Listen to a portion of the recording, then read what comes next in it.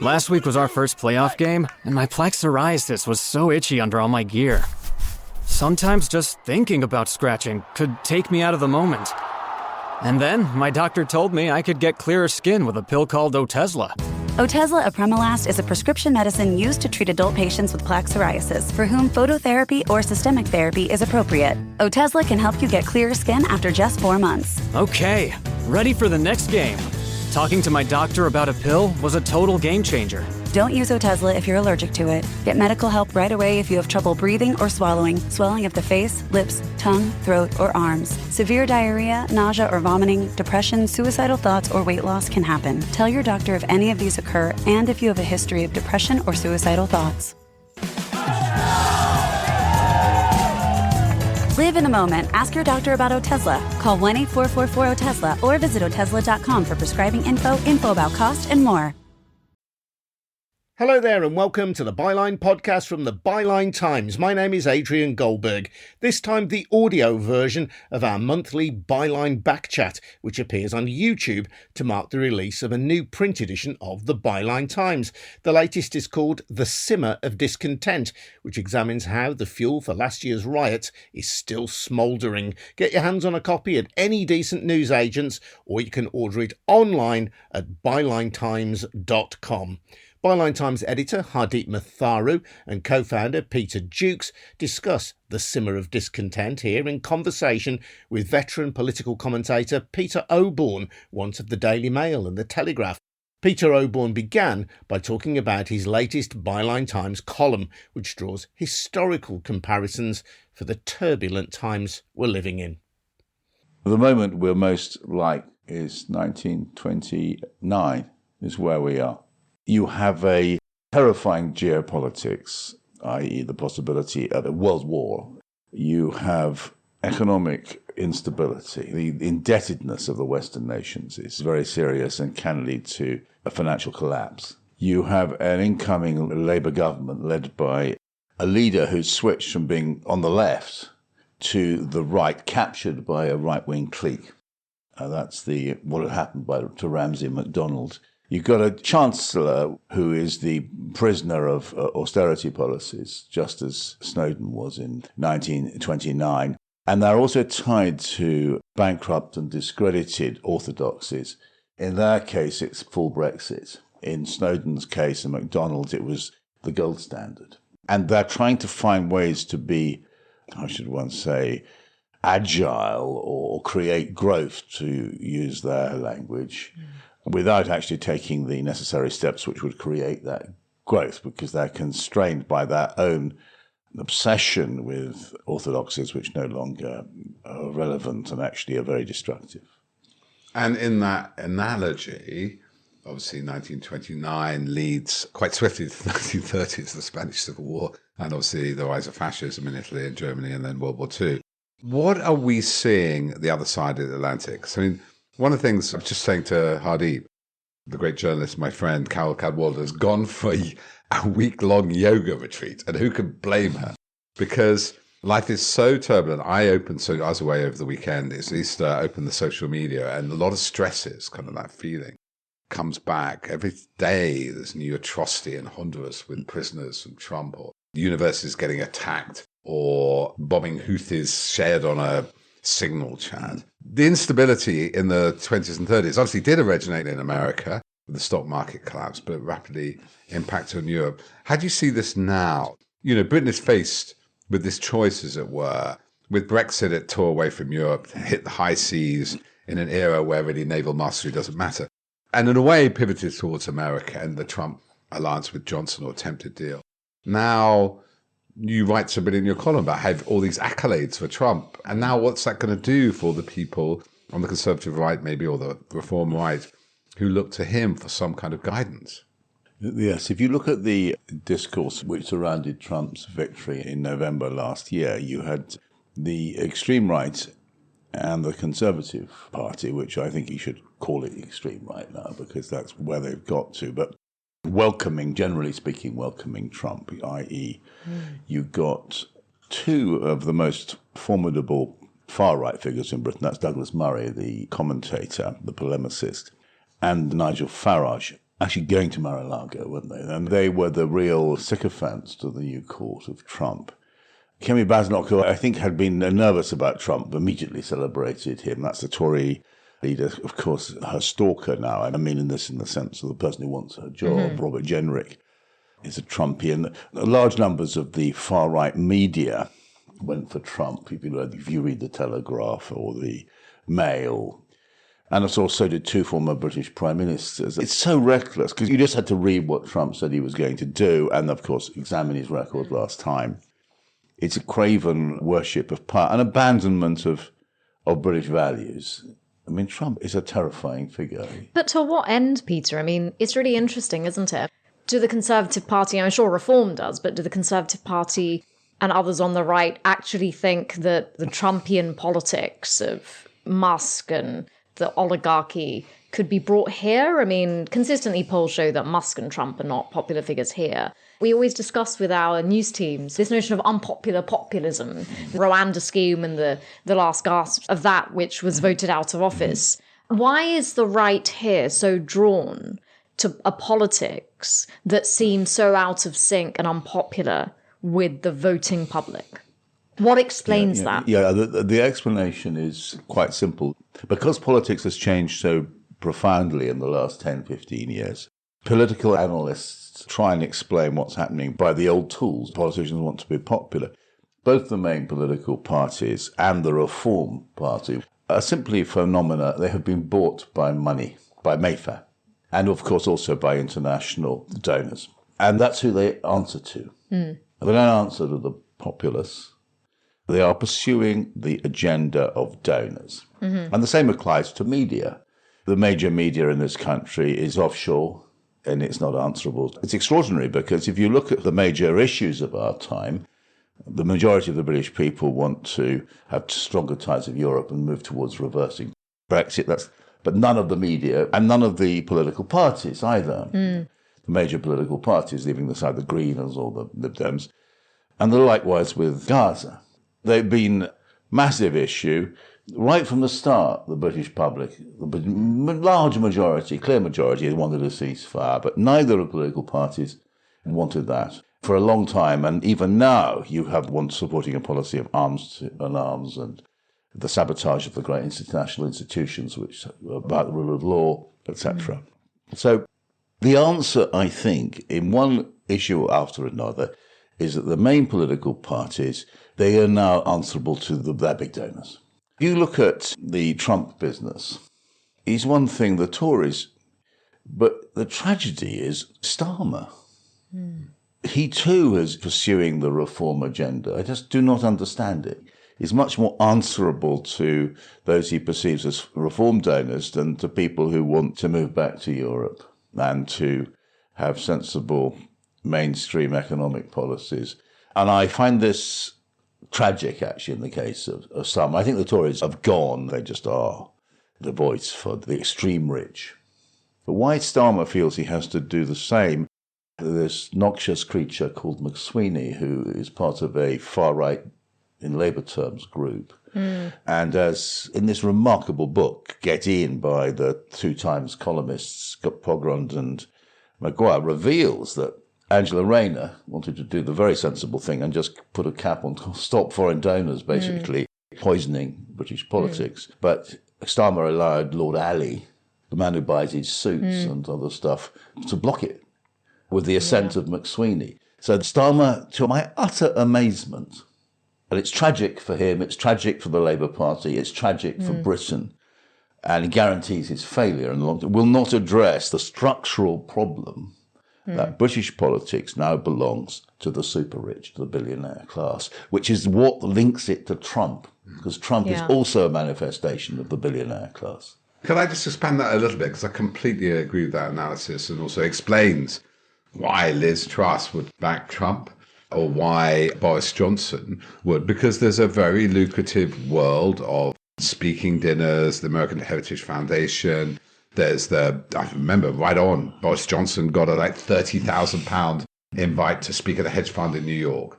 I think it's a bit more than that, probably. A bit more than that, probably like 100,000. And so Nigel Farage had millions in earnings from all these outside things. And so follow the money is a very good clue to this. And America is a conduit for a lot of this money. But I just want to ask you a slightly wider thing. I'm reading Paul Kennedy's book on the rise and the fall of the British Navy. It's a rather wonderful book from 1977.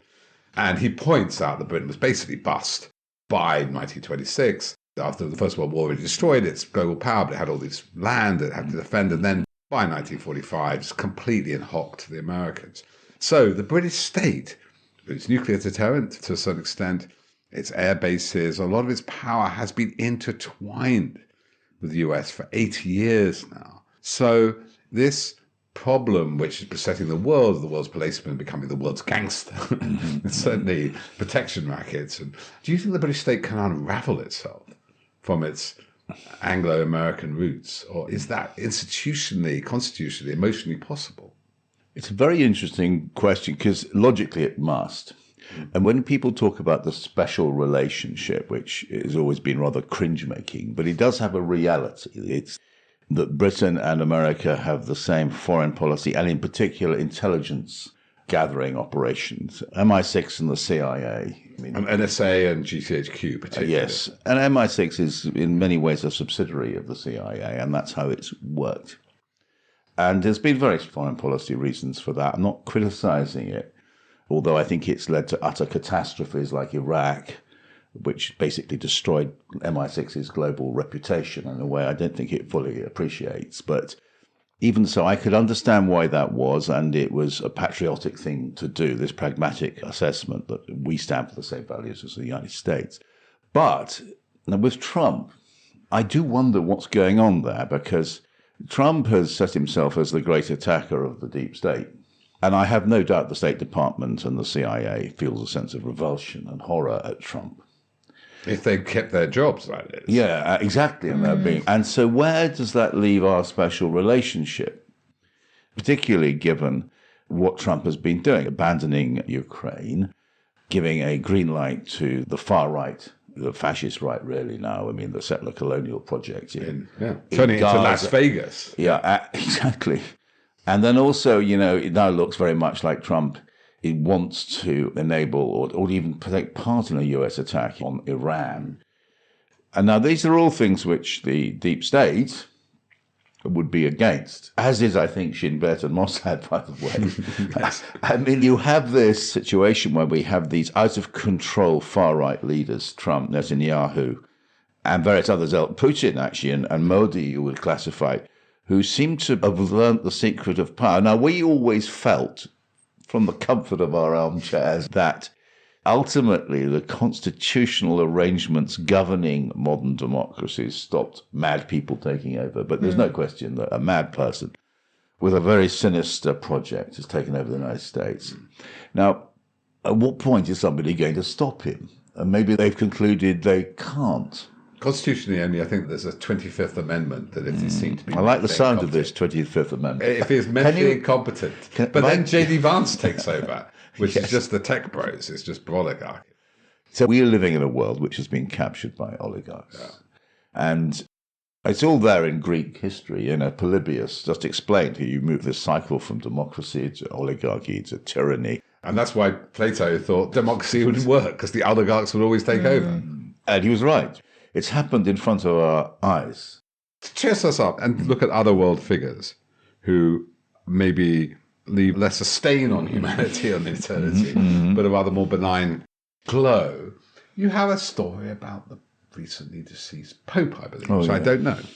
Yes, the Pope, who I think has been the greatest Pope of our lifetime, the greatest religious leader, certainly in the West, the Christian tradition of our time. It's what he can teach us about learning on the job. So when he was picked out very early on in Argentina as a future leader, he became a senior bishop on the rise. And then there was a case where there was two libertarian priests. Libertarian theology. Yeah. Liberation theology. Liberation. I apologize for my language. No, libertarian is slightly different. You're quite right. Yeah. And he disowned them.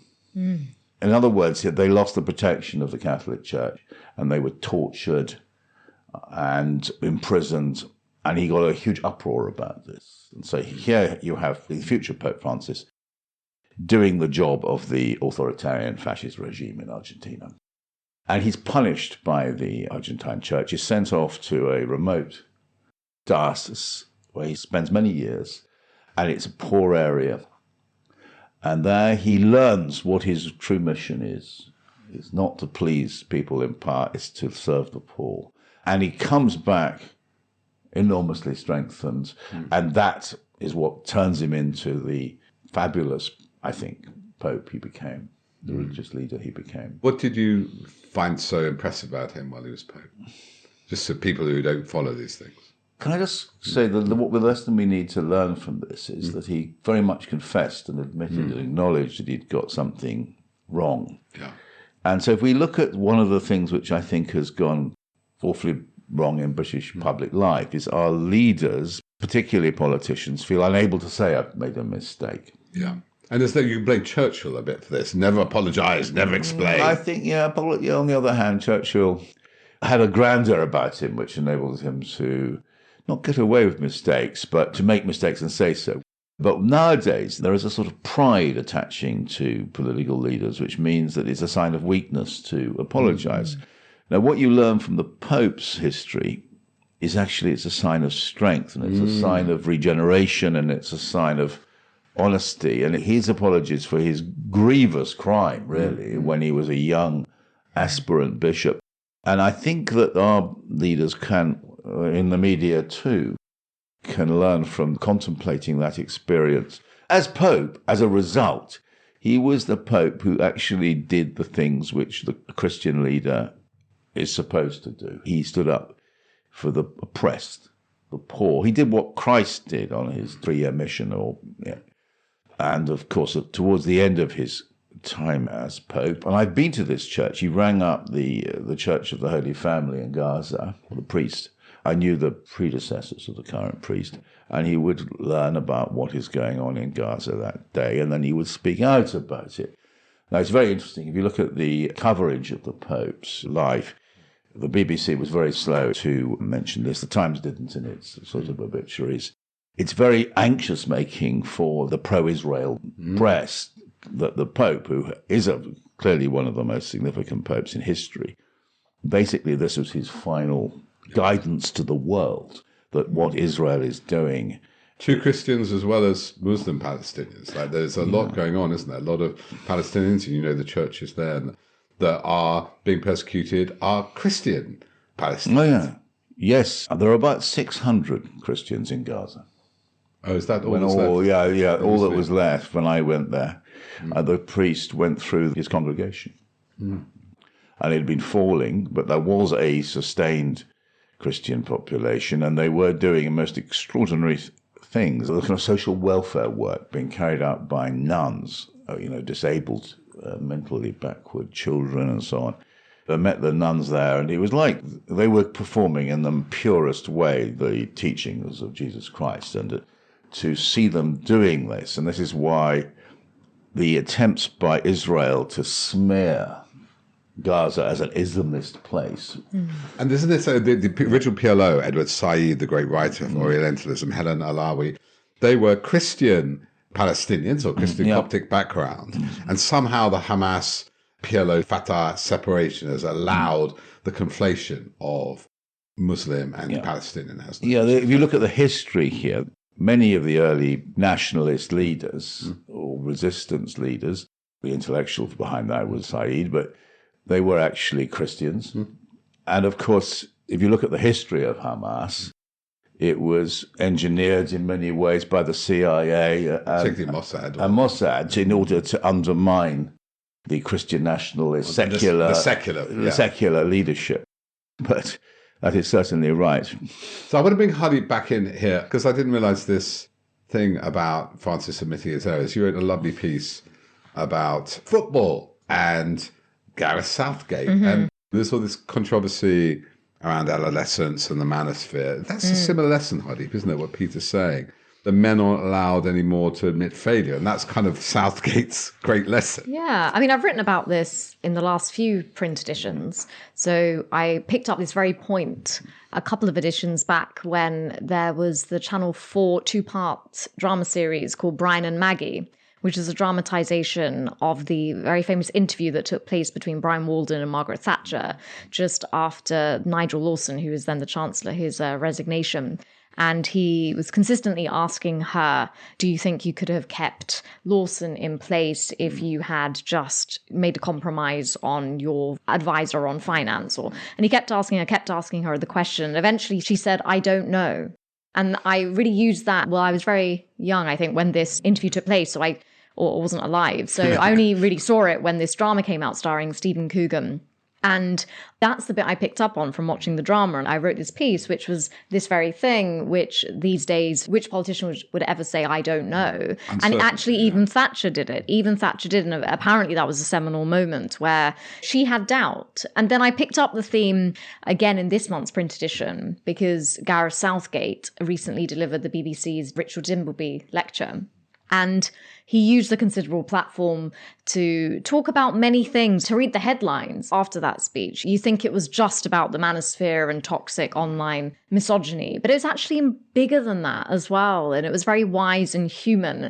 And Gareth Southgate is a really interesting figure in our public life. And culturally, he's special because he's so ordinary. And he missed that penalty. Yeah, so because of the journey he's been on in front of our eyes. I remember sitting there with my family, Euro 96, and he missed that penalty. And it's just awful seeing him at the end on the pitch on his own. And he's looking down, his hands are cradling his head. And then another image, which was just from a few years ago, when England got to the finals of Euro 2020. And a number of players, including Bukayo Saka, missed a penalty. And you had this beautiful moment, I thought, where Gareth Southgate was cradling Saka at the end of the match. And I really wanted to use those two images. And so what Southgate was saying was the way to build up belief and resilience in young people today, including and especially young boys and men, is we need to be able to be really human in how we fail and see that failure and setbacks are part of what makes us more resilient, what makes us human. And so really his speech wasn't just about Andrew Tate and all these things he didn't mention. I mean, he should and could have mentioned more to do with the patriarchal society we live in, the misogyny. But really what he was saying was we need to question the values that we prioritize in our society, which includes politics and culture and the leadership in those areas. We need to question why it is that we're not seeing ourselves first and foremost as humans with needs, the need to connect, the need to be recognized, the need to fail and learn how to do that in a way that your self-worth is recoverable. And I really liked that because it was one of those rare moments, I think, in public life where you have a conversation which is really philosophical and really human. And I don't think we find that much, if at all, to be honest, in politics or journalism. Going back to Maggie Thatcher, which was where we were starting here, if you look at her interviews, and the reason why she worked, forgetting what she did, right, with lots of people hate her and so on, is that she knew where she was, she knew who she was. And so when an interviewer chucked her a question, because she'd thought about who she was and what she believed in, she came up with a genuine answer. Now, if you compare that to every politician since Blair onwards, their answer would not be genuine. It would have been worked out with a focus group. Mrs. Clinton, for instance, when she was running for office, it took her about 14 hours to react to anything because she'd have a meeting of advisors, they'd poll it, and eventually she'd come up with a lot of long words and utterly meaningless. And so this is, I think, the tragedy with Starmer. He doesn't really know who he is.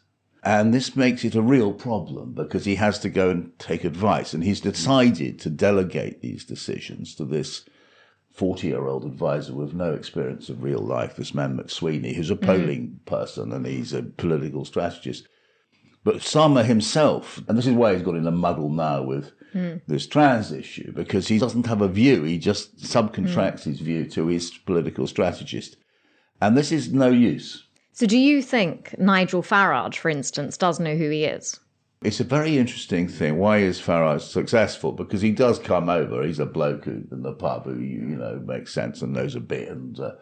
And yes, he comes over much better than Starmer, who's a dead loss, or Badenoch likewise. I mean, she seems to take her political views by following the Twitter feed of Elon Musk. And we haven't had a politician who has challenged this methodology that you go into politics in order just simply to say the right things in order to succeed. I've just been reading a slim volume of Betjeman's poetry. And this one's The Arrest of Oscar Wilde at the Cadogan Hotel. Right. I'll just read out this, and it's Oscar's voice as the police are coming up the stairs. So you've brought to me the latest Yellow Book, and Buchan has got in it now. Approval of what is approved of is as false as a well-kept vow, and so on. I mean, it's very, I mean, yes, and you see that phrase, that is what politicians now, they're a desperate, pathetic attempt to go along with the consensus. And so with Starmer on this trans thing, which he should never have allowed to become an issue about him at all, it starts off, he thinks, right, I'm with the sort of trans community. And that's a very honourable position. And then he gets an awful lot of flack, and the Mail and the Spectator, etc., go bonkers. And then you think, phew, we've got a Supreme Court ruling. And then he can change his mind, but then it's not enough. And he's captured. Yeah, I think it's interesting because often what we're describing, the label that's given to what we're discussing is authenticity, and that being important. But I think that actually masks the deeper issue, which is the lack of belief. What I mean by that is politics today seems devoid of Trump is authentic. real belief. I mean, Trump is authentic. And so Trump these is things are authentically different bonkers things. and right-wing. But they're different. But what does he believe? You want authenticity in principle. But people keep saying we want authenticity from our politicians. Farage has some semblance of that. But that always is being used without going deeper into what does that really mean? And what it means is, what do these people really believe in? And all they ever say is, I don't think the British public cares about X. I think the British public wants to hear about this. Even that as a linguistic device, that you ask a politician a question, they start saying, I don't think the public wants to hear about this. It's just so bizarre, really, to think of it. But I think it's a deeper problem, which, again, no one has a clue what to do about, because it's something that's happened over time, and it's about the forces around us as much as anything else, maybe. So one way of just follow this a bit further is that being a bit older than Hardeep and saying, remember, older Labour, and wiser. No, just older. No, not wiser. Wider. Older and wider. Older and wider. That actually, and this is a quite open question, that what is bigger than the foam of the personality on top? Originally was the political parties. I remember people saying Labour's lost millions in 1983, Eric Hobsbawm, they'll never be re-elected. And then you had Kinnock, and then you had Blair for and the transitory expression of that vote is that prime minister. But we're not a presidential system. And I'm quite amazed by the powers, by the way, that Trump has. No British prime minister could do. But is that era over? Because what Peter Kellner writes in Prospect, and I think we have Neil Lawson writes today on Byline Times, is that actually the two-party system is dead. It's slightly distorted by moments of crisis like COVID or Brexit, and we polarize again. But actually consistently polling, something like 70% of the people who used to vote for one of the two parties, or 90%, 70%, now it's less than 50. And that what I expect is that the values of the party are more important than what Keir Starmer says. Is that true anymore if those parties' values are really more about the donors and about the celebrity value of the authenticity? I think that's the point that links back to Peter's point about they're captured by donations or status or money of a different kind, which is not really to do with the public. And that the public's loyalty is not to a party, it's to, or an ideology, it's to... What's happened, and it's something which the British Constitution, the informal British Constitution, isn't really prepared for, is the emergence of celebrity politics. The British political system, as it emerged in the 19th century, is based on political parties and also the idea of public service.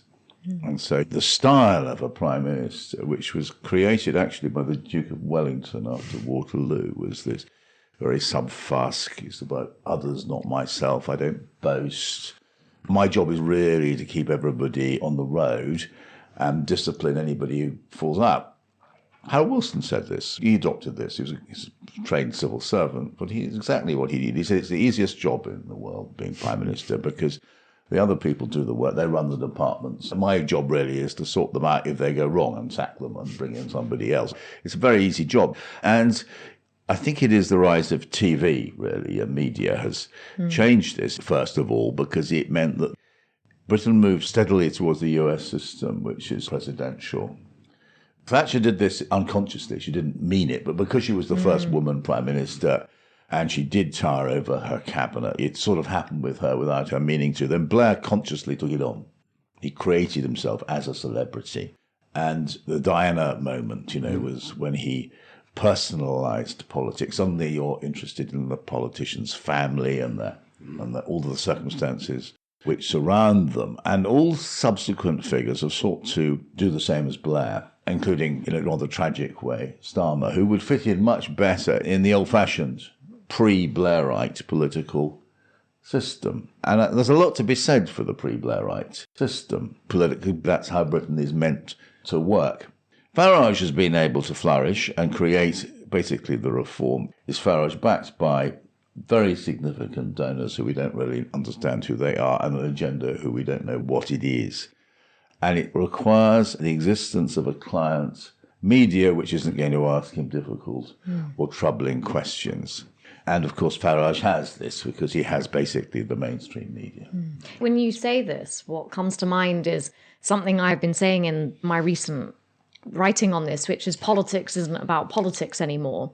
And I actually think that same sentiment applies to journalism. Journalism isn't journalism anymore. And the reason I say that is because there's also been a change, everything from GB News to the YouTube Bros and the kind of shows they're making. To Tommy Robinson saying, we are the media We now. are the media now. They're and it's happened incrementally, and social media has affected it, but also, broadcast 24/7, the personalization of the journalist. And Michelle Hussein was talking about this. It's very interesting. Something's happened, hasn't it? She gave this interview. Disgraceful that the BBC should have allowed her to go, because they clearly weren't going to promote her.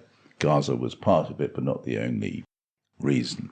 If you listen to a Michelle Hussein interview, it was nothing about her. She was it was purely about the issue and subject. Never used the words I, ever. And if you look at the two people who are dominant now, all three really, Nick Robinson, Amal Rajan, and Emma Barnett, it's the me thing. It's the media person as a personality projecting themselves. And so what you've had is, and this is a central and it's another modern problem, is the fusion of the media and political class. Saying Michael Gove walks out of the cabinet and becomes political editor. What's Liz Truss doing next? She's setting up a media company. Yeah. GB News is not really a media company. It's a tool for political influence. People keep on saying it's losing money. That's what it's for. The money is being spent to shape political events. It isn't a business proposition at all. It's there to change the society we're living in and make it nastier, crueler. One of the reasons why Byline Times is so important is that Byline Times exposes these hideous agendas, these culture wars which destroy society, turn us against. But to the public and relatives of mine who have it on in the background don't agree with what is said on it, but it's journalism. I guess that's what I'm saying, isn't it? So we know what the how politics isn't about politics in the traditional pre-Blair sense anymore, and journalism, Tommy Robinson, how can he be a media figure? But I think my concern is that the person on the street, GB News, calls itself journalism. It must be journalism. And all, it's got an Ofcom license. It's distorting, isn't it? This is part of the problem, isn't it? That both in politics and in the media, there is a hollowness which has been filled with, it seems, personality, entertainment. It's so confusing, isn't it? Because I remember people talking about during Leveson inquiry about should you professionalise journalism? No, free speech was kind of right. But there's a huge distinction. And I think Jones would admit to this. He doesn't consider himself a journalist. He considers himself an activist rather than a reporter. But Michael Gove and Boris Johnson will describe themselves, along with Tommy Robinson and people like Dan Wootton, as journalists. And in a way, if I turned up in law and hadn't passed the bar exam, or even, done my pupillage and started practicing law on the basis that I thought I knew what was right and wrong, and everybody's a journalist now. But what is it about these two professions, as Peter says, media and politics? I mean, is it just because purely they're in public life? If you're a politician or a journalist, you're in public life. And therefore, this corruption of both of these professions has happened, and it's now much more personality driven. But it's curious, isn't it? Because like you say, the other professions, like being a doctor or a lawyer, you can never start saying, I'm a lawyer too now, or I'm the real lawyer. I'm a brain surgeon. But, the lefty lawyers, that thing about lefty lawyers ruining our country, it's that sort of criticism of certain professions and a distortion around the meaning of what these professions are. But it's something that I often think of. And that's why I have, some existential doubt about politics and journalism. What is journalism for? I've only recently become a journalist in the autumn of my life, like 12 years ago. And I used to say to people, what are you? Oh, I write culture magazines, I write drama for TV, I write stage drama. Everybody was fine and asked me questions. And I wonder if this is the same with a politician. As soon as I say I'm a journalist, go, what? Oh, you're not going to write about this. People get scared. Saying you're a journalist is a bit like saying, well, I am an assassin for the SAS. It has a weird kudos. And I wonder if politicians get that same alienating frisson from the members of the public. Whenever you say you're a journalist, well, there's a kind of awe and fear. With actors, it's awe, right? There's no fear. But with a journalist, it's like, oh, that's interesting. You can ruin my life. Max Weber was very interesting on this, about how a journalist would go to a party and everybody would ingratiate themselves with him, and then he would leave and they would all say, what a complete... Yeah, you are a pariah at the same time as being very welcomed. Yeah. I think, but Weber was writing at a time when there was a distinction between the two classes, and I think now there isn't really. You can see this from Johnson, because he's a Telegraph columnist, he becomes Prime Minister, now he's a Mail columnist. Gove saunters in from the Times, wasn't it? Yeah. Where he interviews Donald Trump in the White House with Murdoch as an unseen presence. Yep. And then Paul Marshall gives him the Spectator. So they're interchangeable. And your meal ticket afterwards, it's all kinds of reasons why it corrupts. And of course, you form relations on the basis you know that it will continue after you're in office, because you'll be wanting that gig as well. And there may even be a handover. And of course, your family comes in. If you look at the Johnson, it becomes a sort of family concern as well.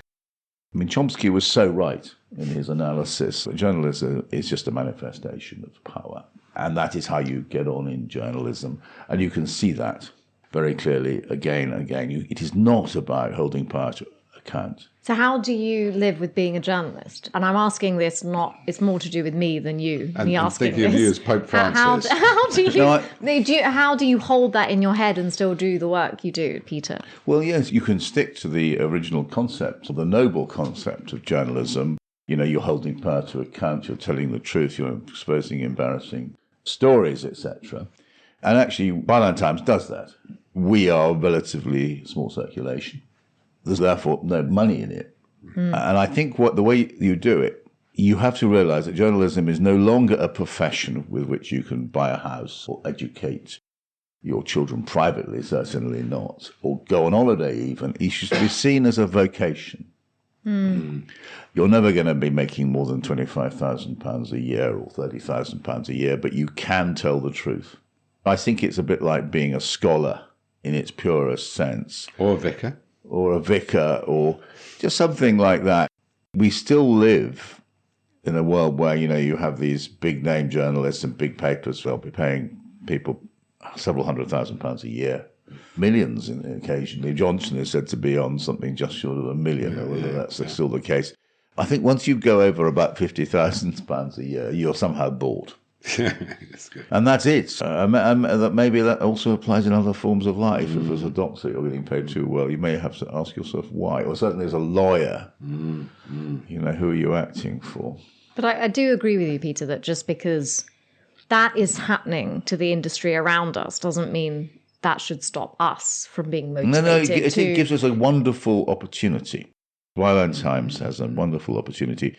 And I write also for Middle East Eye, it's the same, or for Declassified. It's quite incredible. It's telling the only website which has really told the truth about the British military and intelligence gathering. Acateria, the base. Yeah, it's incredibly important work. And that is a very small organisation with half a dozen people, which will be hailed by future generations.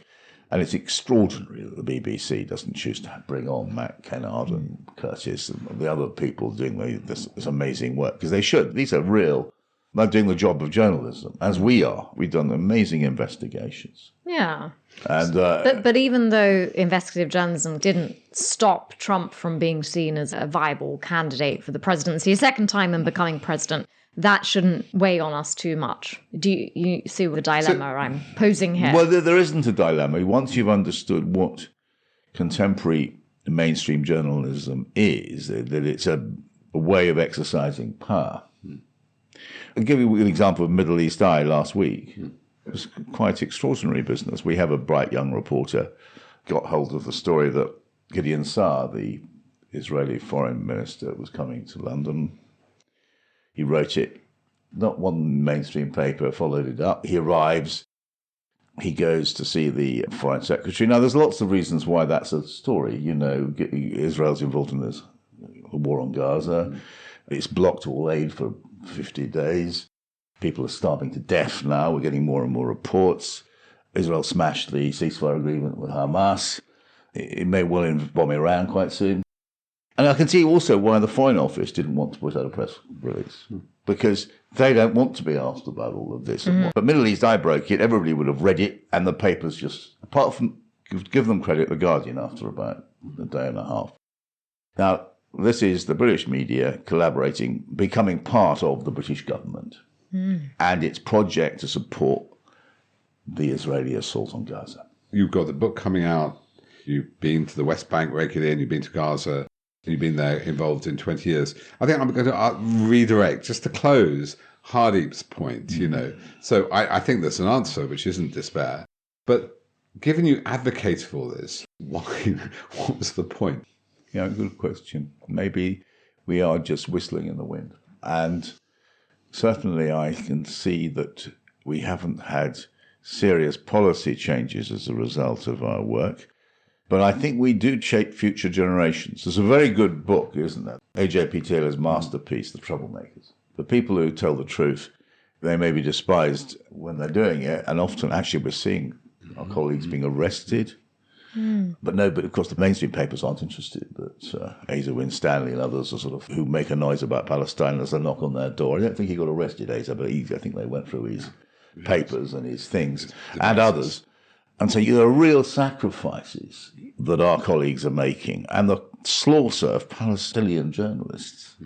According to Reporters Without Borders, it's about 170 have been killed. They're big targets. Amazing woman this weekend only, who predicted her own death, said, make it loud, and they killed the family. And yet this is not a matter for the British papers, whereas Alison Pearson had a knock on her door. I don't want to go on about what she said. This was a front page splash on the Telegraph for days on end. Yeah, that's right. And, you know, persecution of journalists. The Telegraph hasn't written a damn thing about the slaughter of Palestinian journalists. Went back to the assassination of that great CNN correspondent with a sniper bullet. That was 2 years ago, wasn't it? Are you talking about Shireen Abu Akleh? Yeah, you wrote about that for us, I think. I'm sure I did. I mean, that's a very terrible episode where it is very telling, because you can go to where Shireen was shot. You can look at where she was shot from. There's clearly she was assassinated.